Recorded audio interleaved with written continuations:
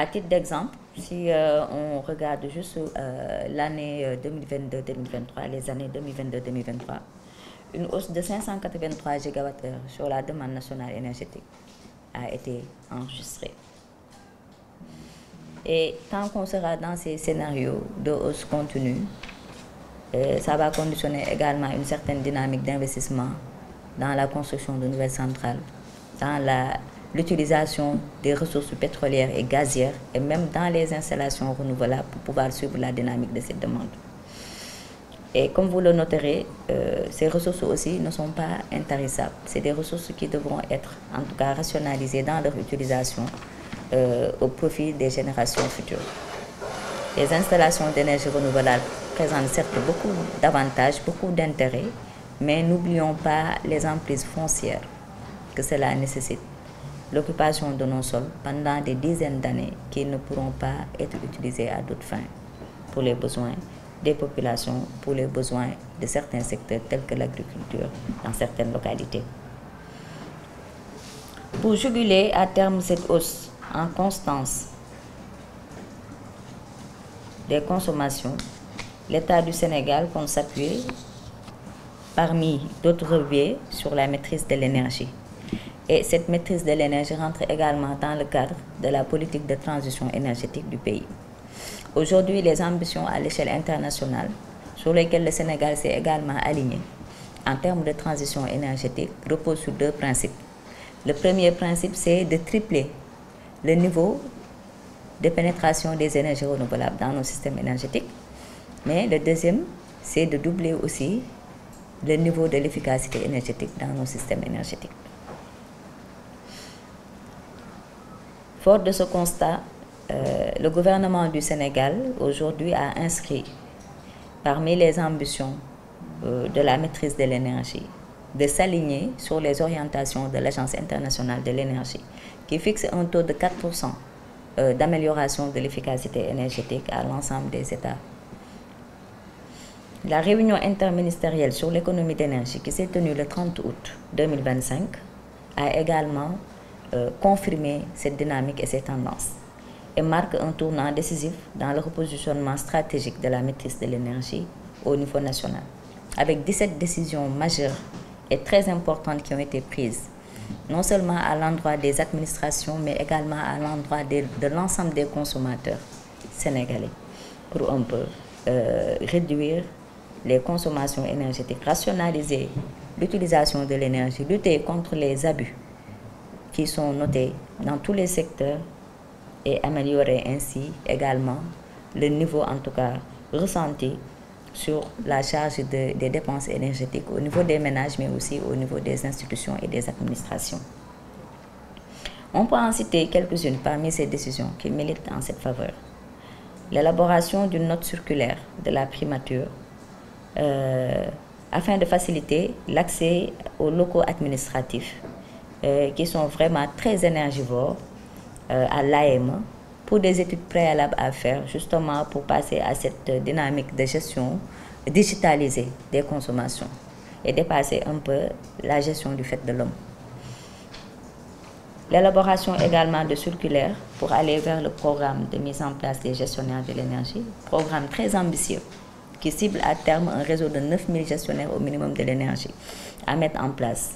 Et je pense que même ce chiffre, on l'a déjà dépassé. Parce que les 9000, c'est à l'image des 9000 polices d'abonnement de l'administration. Déjà en 2025, les données de 2024 nous portent à près de 9300. Et je pense que très bientôt, ce réseau sera porté à plus de 10 000.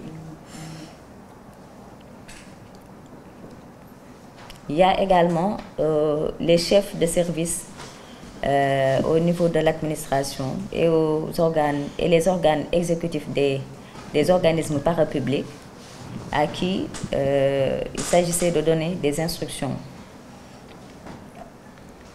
pour procéder à la résiliation des polices dès le déménagement des services de l'État. Parce qu'il y a la problématique, quand on fait aujourd'hui l'analyse de la facturation, c'est vrai qu'on a beaucoup plus montré les questions d'optimisation de la puissance, mais il y a également la problématique des polices à consommation nulle, c'est-à-dire des polices sur lesquelles il n'y a plus d'occupation, les abonnements sont actifs, les factures sont payées, mais en réalité, il n'y a aucune consommation.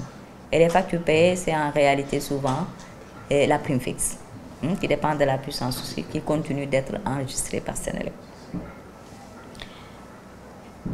Les décisions prises lors de cette réunion concernent également des mesures à moyen terme. Tout à l'heure, on a surtout parlé des mesures à effet immédiat. Et parmi les mesures à moyen terme, il y a également tout ce qui est lié aux questions de bâtiments, d'éco-construction, d'intégration des spécifications constructives en matière d'efficacité énergétique dans tous les projets de l'État, que ce soit les projets de construction nouvelle ou bien de rénovation majeure. Et ceci, entre l'AME, la SOGEPA et le ministère en charge de l'habitat. Et des études globales aussi que l'AME devait lancer au niveau des bâtiments et édifices publics en exploitation ou à construire, pour intégrer, pour développer un programme d'urgence de recours à l'énergie solaire. Et enfin, il y avait également des dispositions concernant la mise en œuvre de plans d'action spécifiques, et ceci parle très bien à SOGIP, parce que c'est des plans d'action spécifiques d'efficacité énergétique qu'il fallait développer à l'endroit de certains secteurs quand même assez stratégiques et assez énergivores, tels que les universités, les infrastructures sportives et culturelles, ainsi que les marchés et complexes frigorifiques. Et donc, pour ce dernier point, essentiellement, c'est les diagnostics énergétiques qui nous permettent de pouvoir identifier tous les potentiels et de mettre en place les plans d'action indiqués. Mettre en application ces mesures pour la réduction des dépenses publiques d'énergie a justifié la visite de courtoisie et d'échange que l'AME a eu à effectuer dans vos locaux le 13 février dernier. Les discussions que nous avons eues également au cours de cette visite ont fait état de factures d'électricité très élevées dans les infrastructures publiques dont la gestion et l'exploitation relèvent de la SOGIP. Ainsi, par ma voix, l'AME s'était engagé à s'employer pour accompagner la SOGIP à relever le défi de la réduction de ses factures d'électricité. Avant même la mise en place du cadre formel de partenariat, objet de la présente cérémonie qui nous réunit, les équipes de l'AME ont déjà entamé des actions pour vous accompagner. Un état des lieux a été déjà réalisé sur les factures de certains de vos sites. Le centre des expositions de Diamniadio, Dakar Arena et le stade Abdoulaye Wade. Ces actions ont permis d'identifier, et ça, comme ça a été mentionné tout à l'heure, à titre juste de démonstration, d'identifier un potentiel important d'économie annuelle de plus de 64 millions de nos francs pour seulement des investissements d'environ 20 millions. Des actions sans investissement ont été également identifiées avec des gains de près de 31 millions. Toutefois, il s'agit juste d'actions relatives à la facturation, l'analyse de la facturation, car les diagnostics énergétiques et plans d'action qui découleront de ces diagnostics permettront certainement de mettre en avant tout le potentiel qu'on peut mobiliser sur l'ensemble de vos sites, qui peuvent aller entre 25 et 40% d'économie du total de la facture actuelle. La signature de cette convention de partenariat, objet de la présente rencontre, mettra en place ce cadre formel d'échange entre nos deux agences, nos deux structures, pour exploiter pleinement ce potentiel identifié. Et ceci contribuera certainement à l'ambition de son Excellence, Monsieur le Président de la République et Monsieur le Premier ministre, ambassadeur de l'économie d'énergie, à atteindre non seulement la souveraineté énergétique dans une transition énergétique juste et équitable, mais aussi à régler la problématique de la facture publique d'électricité dans l'ensemble de nos administrations. Je vous remercie. Merci. Merci, madame. Madame le directeur général, mesdames et messieurs les directeurs et chefs de service,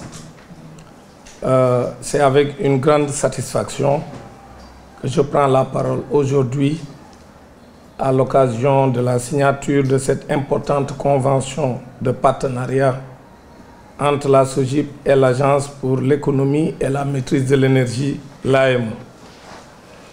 Ce partenariat marque une étape essentielle dans notre engagement commun en faveur de la maîtrise énergétique, de la durabilité et de l'innovation dans la gestion de nos infrastructures. Dans le cadre du référentiel Sénégal 2050, la maîtrise de la consommation énergétique occupe une place stratégique essentielle.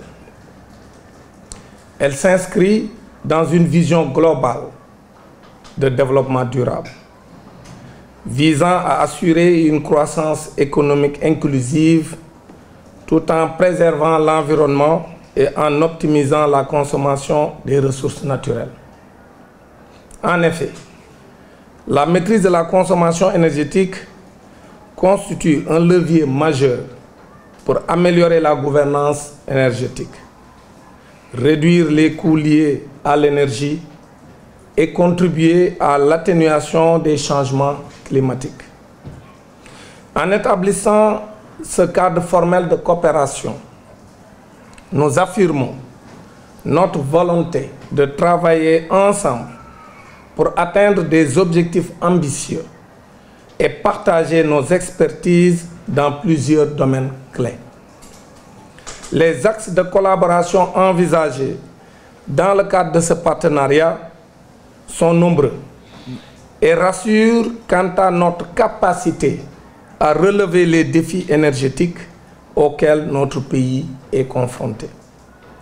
Ce partenariat nous permettra d'analyser et d'optimiser la facturation de nos différentes polices d'abonnement en électricité, surtout d'identifier et d'intégrer des mesures d'efficacité énergétique, de bénéficier d'un accompagnement technique pour la réalisation de projets d'énergie solaire et de mettre en place une gestion performante de l'énergie à travers l'intégration de gestionnaires spécialisés. Par ailleurs, en tant que gestionnaire de plusieurs infrastructures sur le pôle urbain de Diamniadio, la SOGIP est disposée à mettre ces infrastructures à la disposition de l'AME pour accueillir ces événements. À cet effet, nos équipes ne ménageront aucun effort pour prendre toutes les dispositions permettant d'assurer une organisation harmonieuse de vos événements. Je tiens à souligner, Madame le Directeur Général, que cette collaboration s'inscrit dans une démarche de responsabilisation et de développement durable. Elle témoigne de notre engagement à réduire notre empreinte environnementale tout en optimisant nos coûts opérationnels. En conclusion, je remercie chaleureusement l'AME pour cette initiative et la confiance qu'elle place en la SOGIP. Ensemble, nous construirons une gestion énergétique plus efficace, plus innovante et plus respectueuse de notre environnement. Je vous invite donc, Madame le Directeur Général, à officialiser cette collaboration par la signature de la Convention, symbole de notre partenariat stratégique pour un avenir énergétique plus responsable. Je vous remercie.